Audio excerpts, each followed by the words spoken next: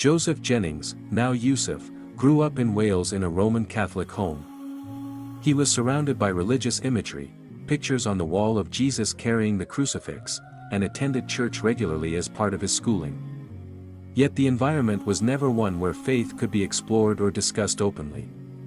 When he asked about what was happening in those sacred images, he was met not with answers but with scolding.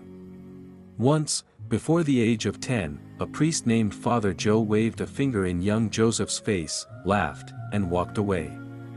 The message was clear: questions were unwelcome. This cold and dismissive treatment made him feel alienated from the religion he was supposed to embrace.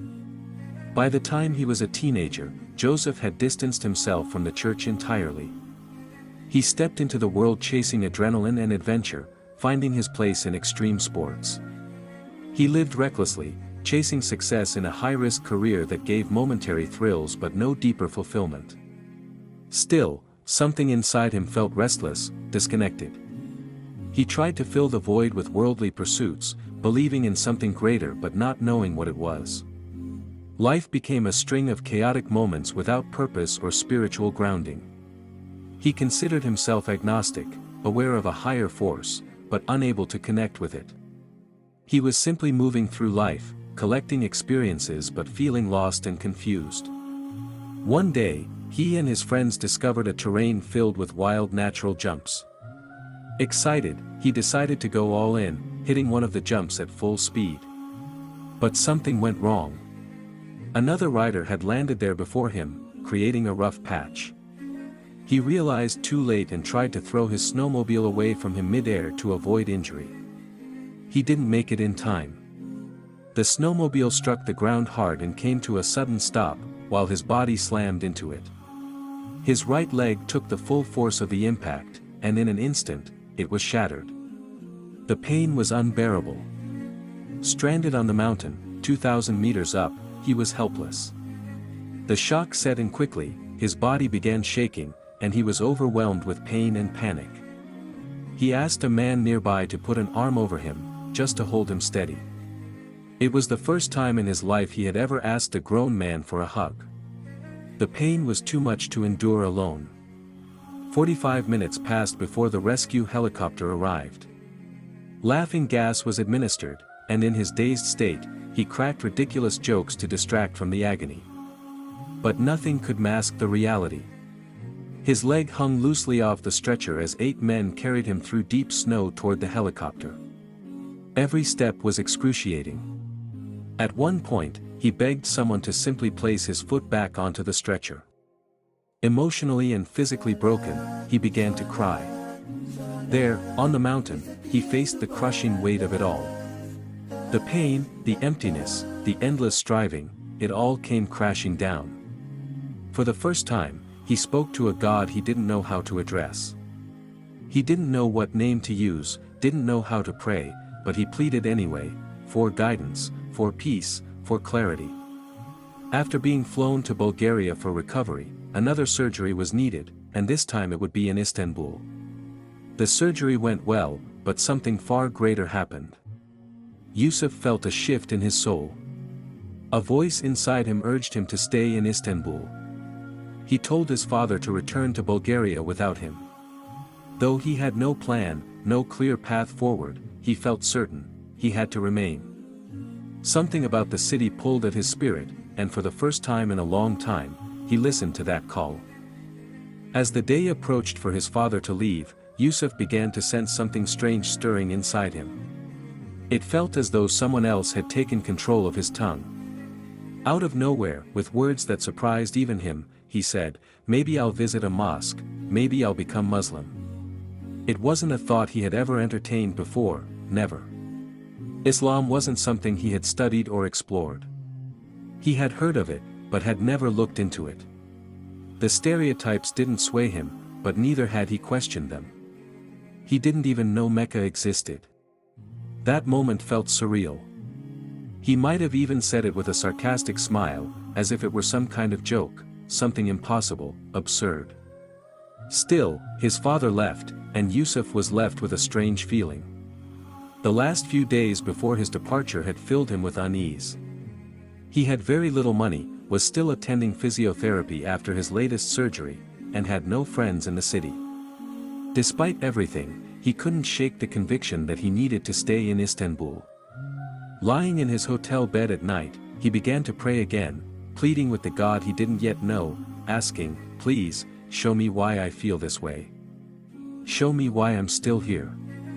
A few days later, the therapy was draining him, mentally, physically, spiritually. He needed a break. Drawing from a deep cultural love for archery, something rooted in his Welsh heritage, he decided he wanted to see an Ottoman bow. So he took the metro for the first time, only to miss his stop completely. Lost and unsure of his direction, he walked quickly, guessing where to go. Then something in him snapped, he paused. Exhausted, sore, and overheated, he realized he needed to stop. Looking around for a place to rest, he discovered he was standing in the garden of a mosque. A massive entrance stood just ahead. Without fully understanding why, he felt drawn to it, pulled inside, past any mental resistance or old principles. He stepped through the doors and entered the space. Once inside, he was captivated by the beauty of the architecture. He had no idea it was a popular site for tourists. He hadn't come for that. He didn't even know the mosque existed. But there he was, and after a while, he thought, this is a place of worship. I might as well pray. So he sought out a spot and prayed the only way he knew how, like a Christian. Tourists moved aside as if creating a path just for him. He stepped through the opening, stood at the front barrier, folded his hands, and lifted his eyes toward the dome, imagining he was speaking to God in heaven. He whispered, "Oh God. I don't want to call you God because people just say it when they're in trouble, and it sounds like an insult. I don't want to say Lord either, because that sounds like some rich Englishman, and I'm Welsh. I don't know what to call you. I don't know how to pray to you. I don't know why I'm in a mosque. I don't know why I'm even in Istanbul.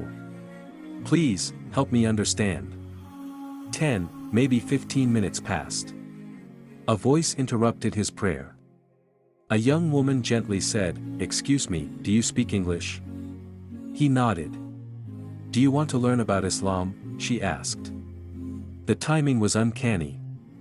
It felt like a direct response to his prayer. He agreed, and they sat together inside the mosque for hours. His foot throbbed with pain as he sat awkwardly, but he didn't want to stop listening. Quietly, in his mind, he asked for strength. "Please, help me receive whatever it is you want her to give me. Help me receive it. Help me focus." Despite the pain, he remained present. He asked all the questions that had been buried inside him, and she answered every one of them. Not once did she dismiss him. No question was forbidden. It was the exact opposite of what he had experienced growing up in the church. There, he had been silenced. Here, he was welcomed. Everything she said made logical sense. But more than that, it felt right. It felt true. She explained the basic tenets of Islam, that there is only one God, that he created angels and prophets, that he sent revelations, that destiny exists, and that there is an afterlife, heaven or hell. Yusuf agreed with every point. He never prayed to Jesus or Mary, those ideas had never resonated with him. They were just people. She told him that if he truly believed these things, then in essence, he already was a Muslim, he only needed to say a simple phrase to confirm it. "Do you want to do it?" she asked. He thought for a moment and said, "Yeah. Why not?"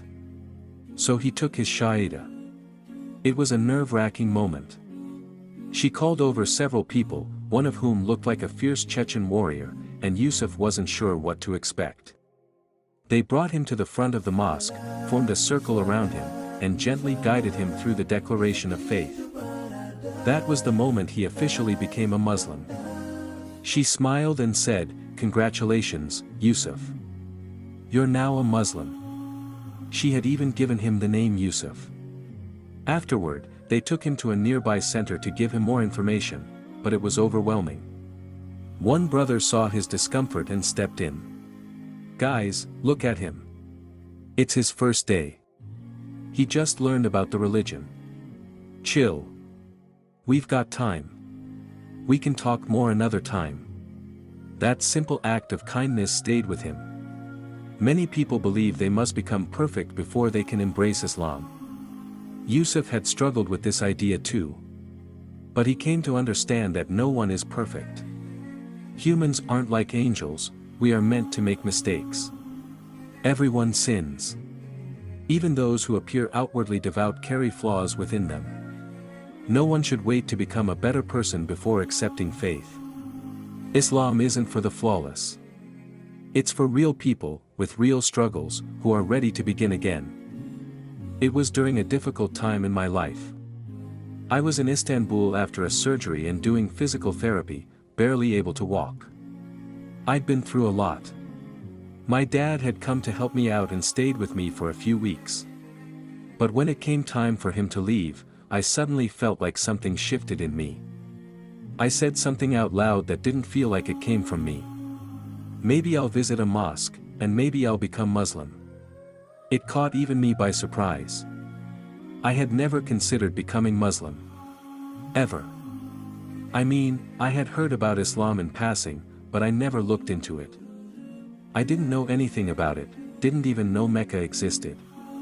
It was such a strange thing to say, and I think I said it almost sarcastically, like a joke. But it stuck with me. After my dad left, I began to feel uneasy. I had little money, no friends in the city, and was still recovering from surgery. But something deep inside told me I had to stay. So I prayed, lying in bed at night. Oh God, please show me why I feel I need to stay here. Show me the reason. Soon after, I decided I needed a break from the exhausting physiotherapy. Being a fan of archery, it's kind of in our blood in Wales, I thought about going to see an Ottoman bow. I took the metro for the first time, but completely missed my stop and got lost. I started walking fast, guessing my way through the city, until something just snapped me out of it. I was exhausted, physically and mentally. I looked around, trying to find a place to sit, and realized I was in the garden of a mosque.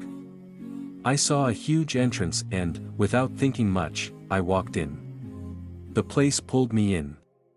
I was struck by its beauty and serenity. I had no idea this mosque was a tourist spot, I didn't even know it existed. I just stood there, taking it all in. And then I thought, okay, I'm in a place of worship, maybe I should pray. The only way I know, like a Christian. I found a quiet corner, crossed my hands, and looked up at the dome, picturing heaven. I started praying, but my words were raw and real. I don't want to call you God, it feels too casual. I don't want to call you Lord, it sounds too British and I'm Welsh. I don't know what to call you, or how to pray to you. But I'm here, so please, help me out. Then, out of nowhere, a girl came up to me and asked, "Do you speak English?" I said yes. "Do you want to learn about Islam?"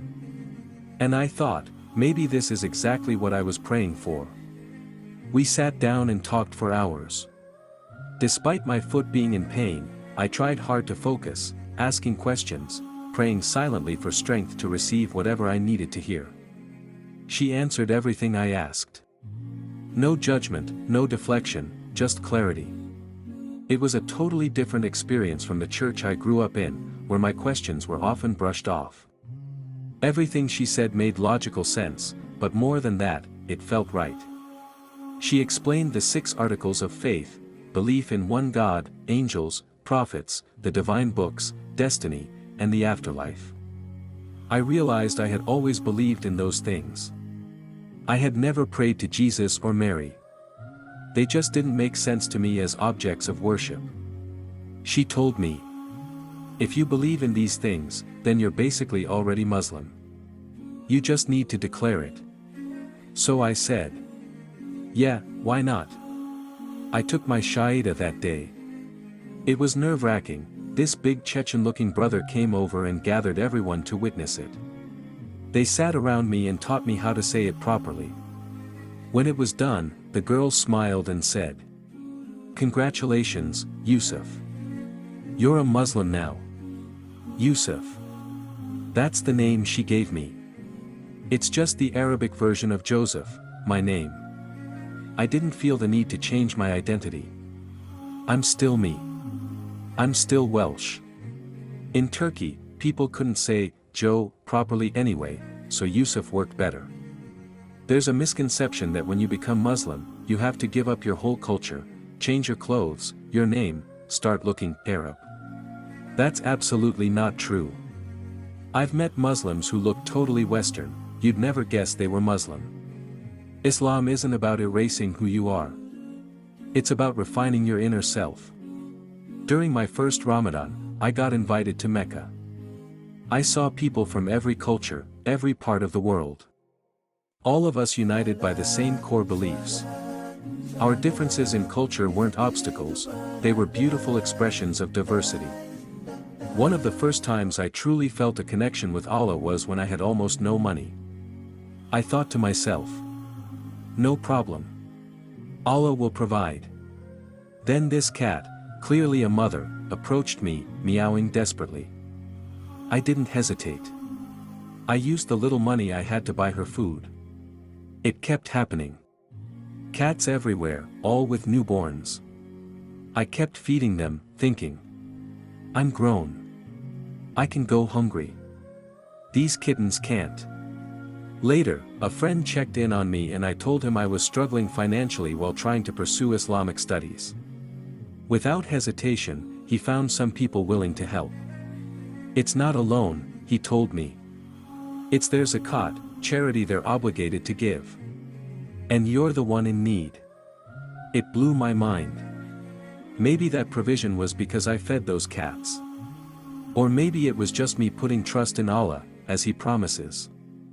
I will provide. People in the West are often cold or suspicious towards Islam. And I understand why. It's propaganda, decades of media painting Muslims as threats, as uncivilized. But propaganda has always been used by governments to justify injustice. If the world knew how kind, warm, and generous Muslims truly are, they'd be outraged at the wars and destruction in Muslim lands. But if people are made to see Muslims as less human, then killing them becomes easier to accept. So my advice? Don't believe everything you see in the media. If something is being censored, it's probably closer to the truth. Think for yourself. Use your own mind. Ask questions. Research. Don't just follow the crowd. Be sincere, be curious, and let the truth guide you.